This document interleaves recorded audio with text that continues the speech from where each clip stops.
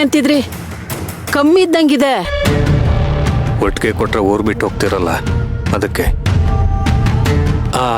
ಅದು ಒಟ್ಟಿಗೆ ದುಡ್ಡು ಕೊಡೋದು ಸ್ವಲ್ಪ ಕಷ್ಟ ಆಗುತ್ತೆ, ಅದಕ್ಕೆ ಅವಾಗ ಅರೇಂಜ್ ಆದಾಗ ಹೀಗೆ ಬಂದು ಸ್ವಲ್ಪ ಕೊಡ್ತಾ ಇರ್ತೀನಿ. ಎಂತ ಪುಣ್ಯಾತ್ಮನಪ್ಪ ನೀನು, ಮನೆ ಹತ್ರ ಹುಡ್ಕೊಂಬಂದು ದುಡ್ಡು ಕೊಡ್ತಾ ಇದೀಯಾ. ನಿನ್ಗೆ ಒಳ್ಳೇದಾಗ್ಲಿ. ನಾನು ಪೂರ್ತಿ ದುಡ್ಡು ಕೊಡೋವರೆಗೂ ಊರಿಗೆ ಹೋಗ್ಬಿಡಿ, ಇಲ್ಲೇ ಇರಿ.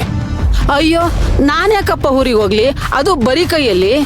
ನೀವು ದುಡ್ಡು ಕೊಡ್ತಾ ಇರೋದು ನನಗೆ ತುಂಬಾ ಉಪಕಾರ ಆಗ್ತಾ ಇದೆ. ಇವ್ರನ್ನ ಹೇಗೆ ಕೇಳೋದು? ನೇರವಾಗಿ ಕೇಳಿದ್ರೆ ಹೇಳ್ತಾರ?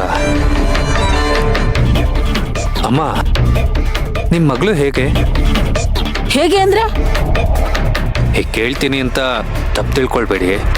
ದುಡ್ಡುಗೋಸ್ಕರ ಏನ್ ಬೇಕಾದ್ರೂ ಮಾಡ್ತಿಲ್ಲ ನಿಮ್ಮ ಮಗಳು. ಛೇ, ಯಾರಂಗಂದಿದ್ದು? ಹಂಗಂದವ್ರ ಬಾಯಿಗೆ ಹುಳ ಬೀಳುತ್ತೆ. ಹಾಗಲ್ಲ, ದುಡ್ಡುಗೋಸ್ಕರ ನಿಮ್ಮ ಮಗಳು ಮಕ್ಕಳನ್ನ ಮಾರ್ತಿದ್ಲು ಅಂತ ಕೇಳ್ಪಟ್ಟೆ. ನನ್ನ ಮಗಳಿಗೆ ಮಕ್ಕಳು ಅಂದ್ರೆ ಪ್ರಾಣ. ಅಂತವಳು ಮಕ್ಕಳನ್ನ ಮಾರಿ ದುಡ್ಡು ಮಾಡ್ತಾಳ? ನಿನಗ್ ಗೊತ್ತಾ, ಆಸ್ಪತ್ರೆಯಲ್ಲಿ ಯಾವ್ದಾದ್ರು ಗರ್ಭಿಣಿ ಹೊಟ್ಟೆಲಿ ಮಗು ಸತ್ರೆ ತುಂಬಾ ಸಂಕಟ ಪಡ್ತಿದ್ಲು. ಹಾಗಾದ್ರೆ ಆ ನರ್ಸು ಅದಕ್ಕೆ ಮಗುನ ಫ್ರೆಂಡ್ ಕೊಟ್ಟಿದ್ದೀನಿ, ಅದನ್ನ ಅವಳು ಮಾರಿದಾಳೆ ಅಂತ ಹೇಳಿದ್ದೆಲ್ಲ ಸುಳ್ಳ? ಜನಕ್ಕೇನ್ ಬಿಡಿ, 1000 ಮಾತಾಡ್ಕೊಂತಾರೆ. ನನ್ನ ಮಗಳಂತ ಕೊಲೆಗಡಿಕೆ ಆಗಿದ್ರೆ ಇಷ್ಟೊತ್ತಿಗೆ ಒಂದ್ ಮಗು ಪ್ರಾಣ ಹೋಗ್ಬೇಕಾಗಿತ್ತು.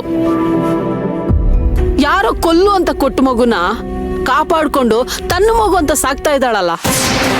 ಏನಂದ್ರಿ? ಏನಿಲ್ಲ. ಯಾವ ಮಗುನ್ ಕೊಲ್ಬೇಕಿತ್ತು? ಯಾವ ಮಗುನ್ ಕಾಪಾಡಿದ್ದು? ನೀವೇನೋ ಹೇಳೋದಕ್ ಬಂದ್ರಿ, ಸತ್ಯ ಹೇಳಿ. ಅಯ್ಯಯ್ಯೋ, ನನ್ಗೇನು ಗೊತ್ತಿಲ್ಲಪ್ಪ. ಇಲ್ಲ, ನೀವೇನೋ ಸುಳ್ಳು ಹೇಳ್ತಿದ್ದೀರ ಅಂತ ನನಗನ್ನಿಸ್ತಿದೆ. ಮಕ್ಕಳನ್ನ ಕೊಲ್ಲೋದು, ಕದ್ದು ಮಾರೋದು ಇದೆರಡು ಅಪರಾಧನೇ. ಅಂತವ್ರಿಗೆ ಸಪೋರ್ಟ್ ಮಾಡೋದು ಇನ್ನೂ ದೊಡ್ಡ ಅಪರಾಧ. ನಿಜ ಏನ್ ಗೊತ್ತಿದ್ಯೋ ಅದನ್ನ ಹೇಳಿ. ಯಾರೋ ಒಬ್ರು ನಮ್ಮ ಮಗಳ ಕೈಲಿ ಮಗುನ್ ಕೊಟ್ಟು ಕೊಲ್ಲು ಅಂದ್ರಂತೆ. ಬೇಡ ಅಂದ್ರೂ ಕೈ ತುಂಬ ದುಡ್ಡು ತುರುಕುದ್ರಂತೆ.